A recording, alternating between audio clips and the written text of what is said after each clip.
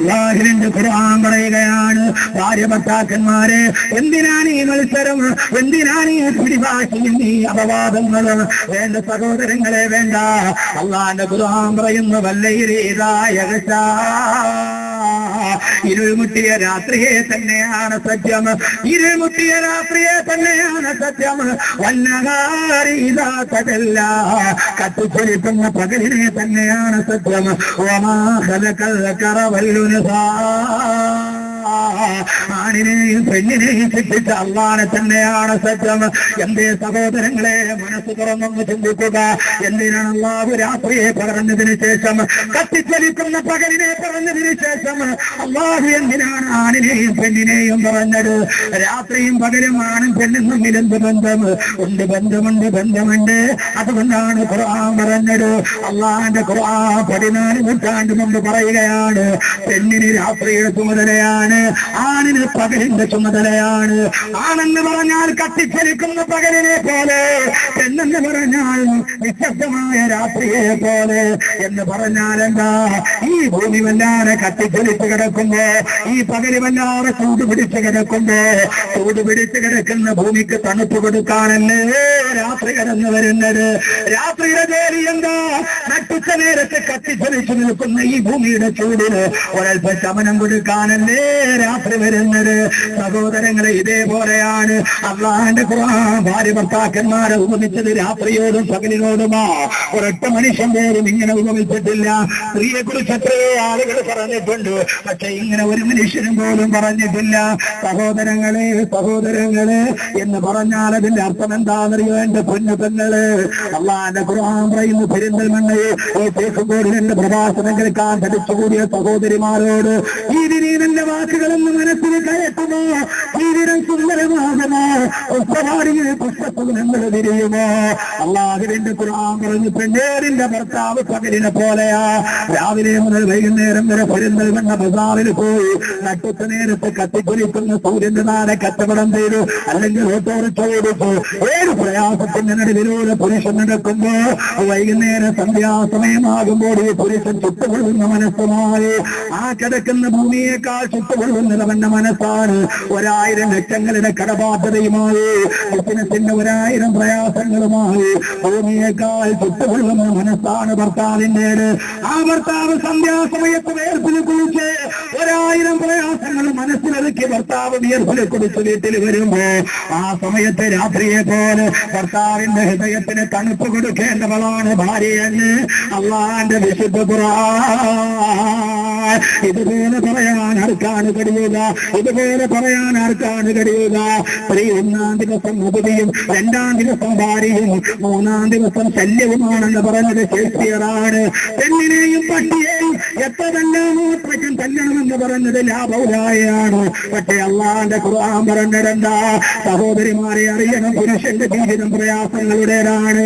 ദേഹതയോടെ, വിഫലതയോടെ, വിഭ്രാന്തിയോടെ, വാദിയോടെ, ആവലാടിയോടെ, രാവിലെ മുതൽ വൈകുന്നേരം വരെ ഭാര്യ മക്കൾക്ക് ഒരു ദിവസം വെച്ചണം കൊടുക്കാണ് അവൻ കച്ചവടത്തിന് ഇറങ്ങി പോകുമ്പോ, വൈകുന്നേരം ഭർത്താവ് വരുമ്പോ അവന്റെ ഹൃദയത്തിൽ 1000 ആവലാടി, പ്രയാസങ്ങൾ, കടങ്ങൾ, ആരോടും പറയാറ് മനസ്സിലുറപ്പിച്ചു വെച്ച് ചുട്ടുകൊള്ളുന്ന മനസ്സുമായി ഭർത്താവ് വീടിന്റെ മുറ്റത്തെത്തുമ്പോ, ആ സമയത്ത് നിറപുഞ്ചിരിയോട് ഭർത്താവിന്റെ ചുട്ടുകൊള്ളുന്ന മനസ്സിന് രാത്രി പകലിന് തണുപ്പ് കൊടുക്കുന്നത് പോലെ ഭർത്താവിന്റെ ചുട്ടുകൊള്ളുന്ന മനസ്സിന് തണുപ്പ് കൊടുക്കാൻ കഴിയുന്ന പ്രപഞ്ചത്തിന്റെ ഒരേ ഒരു ശില്പമുണ്ടെങ്കിൽ പെങ്ങളെ, അത് നീ മാത്രമാണ്. പെണ്ണേടെ നീ മാത്രമാണ്.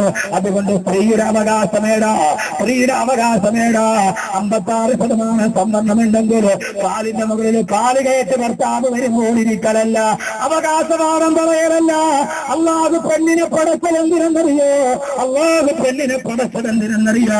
പുരുഷന്റെ ഹൃദയത്തിന് സമാധാനം കൊടുക്കാൻ, സന്തോഷം പകരാൻ, ആ തപ്പ ഹൃദയത്തിൽ ഒരു ആശ്വാസത്തിന്റെ ഔഷധത കൊടുക്കാൻ, ഒരു വ്രത കൊടുക്കാൻ പെണ്ണിനെല്ലാതെ കഴിയില്ല. പെണ്ണിനെ ഖുർആൻ പറഞ്ഞ ഭാര്യയാവണം, ഖുർആൻ പറഞ്ഞ ഭാര്യയാകണം. ആ ഭാര്യയല്ലേ ഞാൻ പരിചയപ്പെടുത്തി തരട്ടെ. ഖുർആൻ പറഞ്ഞ രാത്രിയെ പേര് ഭർത്താവിന്റെ ചുട്ടുകൊള്ളുന്ന മനസ്സിന് തണുപ്പ് കൊടുത്തൊരു ഭാര്യ നിങ്ങൾക്ക് ഞാൻ പറഞ്ഞു തരട്ടെയോ? എന്റെ ശബ്ദം കേൾക്കുന്ന പെരുന്തൽമണ്ണയിലെ പെങ്ങള്, നിങ്ങൾ ആദരവോടലാകണം. അഭിഷേക് ബച്ചന്റെ ഭാര്യ ഐശ്വര്യാറായി അല്ല, ആ ഭാര്യയെ പോലെ ആകാനല്ല. ഗർഭിണിയായിട്ട് മലന്ന് കിടക്കുമ്പോൾ അണിമരുന്ന് തേക്കാൻ 100 മില്ലിക്ക് 5 ലക്ഷം രൂപ വരെയുള്ള തൈലം വാങ്ങിച്ചു കൊടുത്ത അഭിഷേക് ബച്ചന്റെ ഐശ്വര്യാറായിയുടെ ഏറ്റവും വലിയ സുഹൃത്തമല്ല. ഹോളിവുഡിന്റെ സിനിമാതാരങ്ങളെ പോലെ ആകാൻ ആഗ്രഹിക്കുന്ന എന്റെ പ്രിയപ്പെട്ട മുസ്ലിം പെങ്ങളെ, വൈകുന്നേരം 7 മണി മുതൽ വൈകുന്നേരം 9:30 വരെ ലോകത്തുള്ള 140 രാഷ്ട്രങ്ങളെ ഏതൊക്കെ ചെന്ന് തുണി ഉറങ്ങാടിയാലും അത് മുഴുവനും റിമോട്ടിന്റെ ചാനലിലൂടെ മാറ്റി സീരിയല് കണ്ട് ആ സീരിയലിൽ കാണുന്ന ഭർത്താവിനെ കാണുമ്പോ, സീരിയലിലെ പെണ്ണിനെ കാണുമ്പോ അവളെ കണ്ടിട്ട് വെറുതെ ഇരുന്നിട്ട് കരഞ്ഞു പോകുന്ന പെങ്ങളെ, നാണമില്ലേ നിനക്ക്? 14 ഇഞ്ച് മാത്രമല്ല ടിവിയിലെ മുടിവേദനയുടെ കൃത്യമായ ക്യാമറയുടെ മുമ്പിൽ ഇരുന്ന് സീരിയലിലെ പെണ്ണ് കരയുമ്പോ അവയെപ്പെട്ട് തേക്കന്തോടിലെ പെണ്ണ് കരയുകയാണ്. ആരാണ് കരയുന്നത്? പൈസ മിനിറ്റിന് പൈസ മേടിച്ചിട്ട് അഭിനയിക്കുന്ന ഭർത്താവിന്റെ പുരുഷന്റെ കണ്ണുനീര് കാണുമ്പോ അതിരുന്നിട്ട് വെറുതെ നായെ പോലെ മൂന്നുന്ന പെങ്ങള് തൊട്ടടുത്ത് കിടക്കുന്ന ഭർത്താവിന്റെ കണ്ണുനീര് കണ്ടില്ല. ഇതേപോലെ ഭർത്താവിന്റെ കണ്ണുനീര് കണ്ടിട്ട് ഒരു ചുരുനീര് കണ്ണുനീര് വരാത്ത സഹോദരി, അതുപോലൊരു ഭാര്യ നിങ്ങൾക്കറിയോ? അതാരെന്നറിയോ? ആദരവായ പ്രവാചകൻ നബി മുഹമ്മദ് മുസ്തഫ സല്ലല്ലാഹു അലൈഹി വസല്ലമ അല്ലാഹുവിന്റെ റസൂൽ ഇതുപോലെ രാത്രിയിലെ യാമം അവസാനിച്ചു ഒരു ഫജ്ർ സാദിഖ് വെളിഭാഗം വരുമ്പോ ചില പ്രസിദ്ധമായ മക്കാ നഗരത്തിന്റെ ജബൽ നൂർ പർവ്വതത്തിന്റെ താഴ്ഭാഗത്തുള്ള ായിരിക്കുന്ന പ്രവാചകന്റെ അടുക്കലേക്ക് ആകാശത്ത് നിന്ന് ഗഗനലോകത്ത് നിന്ന് ദിവ്യബോധനത്തിന്റെ വെളിപാടുമായി കടന്നു വന്ന ജിബ്രീൽ അലൈഹിസ്സലാത്തു വസ്സലാം കടന്നു വന്ന് ഇഖ്റാ ബിസ്മി റബ്ബിക്കല്ലദീ ഖലഖ്, ഓ നബിയേ വായിക്കുക, നബിയേ വായിക്കുക എന്ന് പറഞ്ഞപ്പോ മാനവികാരിന് എനിക്ക് വായിക്കാൻ അറിയില്ലെന്ന് പറഞ്ഞ് നിഗൂഢമായ ഗുഹയുടെ നിശബ്ദതയിലെ നിസ്സഹായനായിരുന്ന പ്രവാചകനെ കെട്ടിപ്പിടിച്ച് ആശ്ലേഷിച്ചിട്ട് വായിക്കാൻ പറഞ്ഞപ്പോ ആരും അറിയാത്ത ഗുഹയിൽ, ഏകാന്തമായ ഗുഹയിൽ ജിബ്രീൽ അലൈഹിസ്സലാത്തു വസ്സലാമിന്റെ കെട്ടിപ്പിടുത്തത്തിലെ ശരീരത്തിന് പേടി പിടിച്ചു. അവസാനം പേടിച്ച് കുറച്ച് പനി പിടിച്ചു. അള്ളാന്റെ റസൂലിന്റെ ഹൃദയം ചുട്ടുകൊള്ളുകയാണ്. ജിബ്രീൽ കെട്ടിപ്പിടിച്ചപ്പോ അള്ളാന്റെ റസൂലിന്റെ ഹൃദയം വിട്ടുകൊള്ളി. സഹോദരങ്ങളെ, ചുട്ടുകൊള്ളുന്ന ഹൃദയവുമായി വേദനയോടെ, വിക്കുലതയോടെ, വിഭ്രാന്തിയോടെ, പരിഭ്രാന്തിയോടെ അള്ളാന്റെ റസൂല് ഒരൽപ്പം നിശ്വാസത്തിന് വേണ്ടി, ഒരൽപ്പം ആശ്വാസത്തിന് വേണ്ടി ഓടിയത് വിടേക്കാ. കൂട്ടുകാരുടെ അടുത്തേക്കല്ല, ഉമ്മാന്റെ കബറിടത്തിലേക്കല്ല, ചുട്ടുകൊള്ളുന്ന മനസ്സുമായി ഒരൽപ്പം ആശ്വാസത്തിന്റെ തെളിനീര് നേടി അള്ളാന്റെ റസൂൽ ഓടിയത് വിടേക്കാ. അസമ്മിലൂനി യാ ഖദീജ, അസമ്മിലൂനി യാ ഖദീജ,